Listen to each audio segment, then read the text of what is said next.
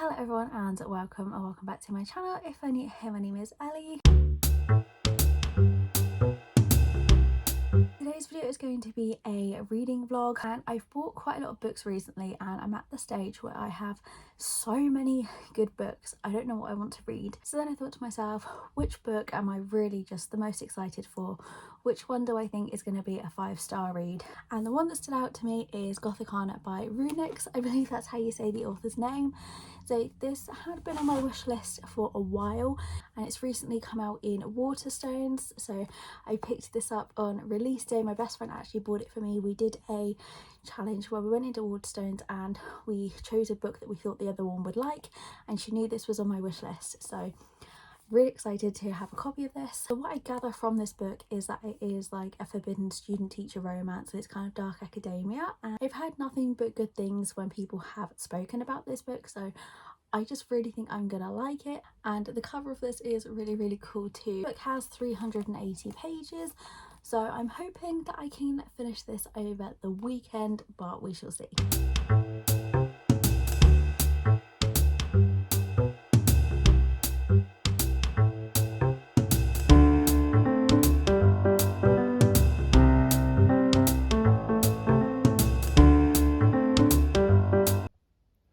So I've also been trying to get into the habit of tabbing my books. I managed it with the last book I read.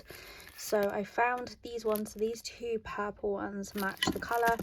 And then I also have these like big post-it note tabs. So if I want to write any notes but I don't actually want to write in the book, I can stick it in with these tabs. So I'm going to try and tab the book.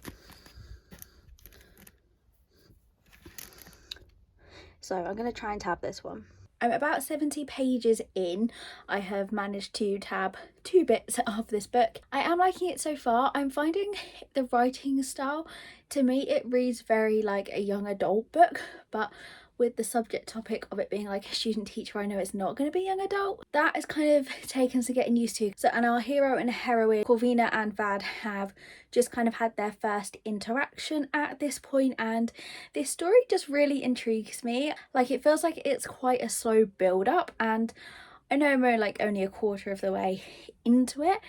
It just feels like it's quite slow paced. I think my goal for today is try and get at least 50% of the way through this and then to finish it tomorrow, but I am liking it so far. It's the next day and I have to admit I actually finished reading this last night. I just completely devoured this book. I managed to tab it as well, so I'm feeling quite proud of myself, but unfortunately this isn't really much of a reading vlog because I basically just read it all in one go and didn't really update, so it's going to be more of a review vlog, I guess. This book does have a really long playlist at the front, so I think today I might have a listen through this, and I did make some notes as well whilst I was reading. So I think I said yesterday when I'd just kind of started getting into the story that I felt it was written very young adult like, and I still kind of felt that, but obviously the topics of the story were not young adult once we got going. And this is, as I said, a student-teacher romance, but there isn't like a huge age gap between them. So Corvina is 21 when the book starts and she turns 22, and I believe Vad said he was 26. Don't quote me on that, but I think it's only like 4 or 5 years between them, so there's not a huge age gap. So if this book sounded interesting to you but you were worried about the age gap because that's not something you like to read, it isn't a huge student-teacher age gap here. They are both adults, and whilst Vad is her teacher, he's also a student as well, and that was a little thing that I had to try and get my head around. So he is a student writing his thesis and a teacher leaves and he offers to take up that position to help write his thesis, I believe it was. So he is technically a student, but he is teaching Corvina. And I want this to be a spoiler-free review, so I'm not going to go into anything too much, but I'm just going to check the notes that I have written to help me along here. So we have Corvina, and she has lived a very isolated life, which you find out at the very start. It's just been her and her mother, and it all begins when she receives an acceptance letter to Varenmoor, which is the college where this book is set.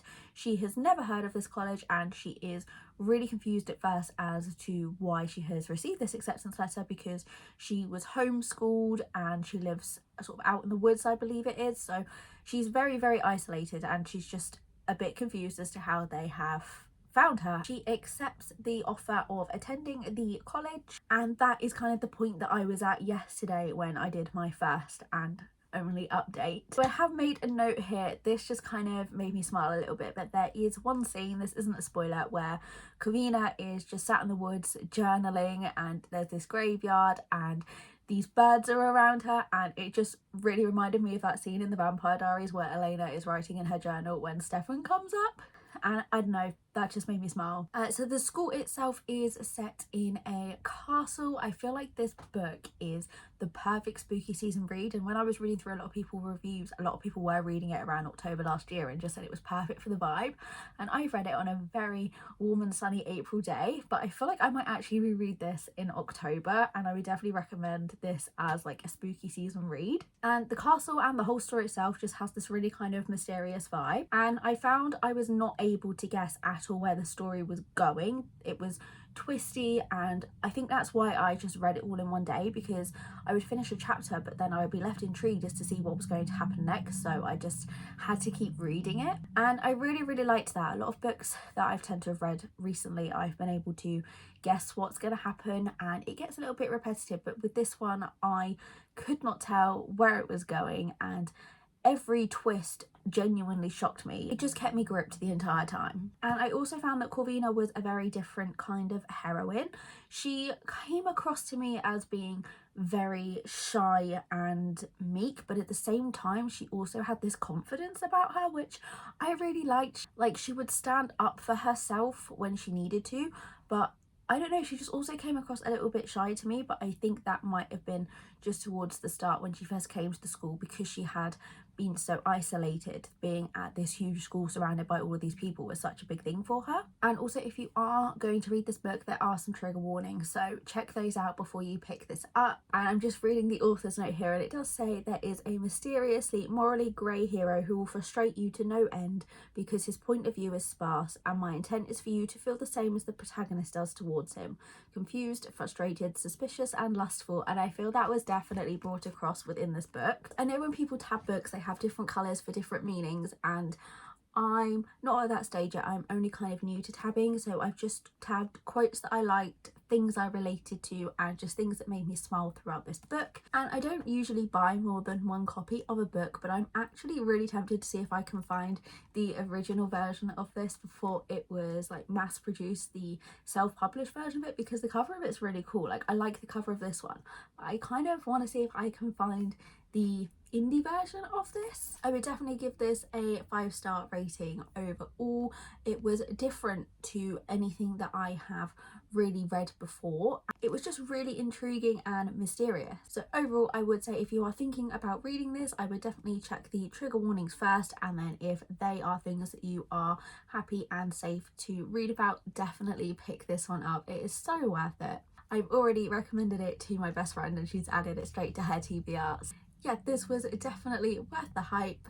I really enjoyed it, and I think the fact that I finished this in a day says a lot. I'm sorry this didn't turn out to be the reading vlog that I was expecting, but I hope that if you were looking to read this, it gave you a bit of an insight, has encouraged you to pick it up.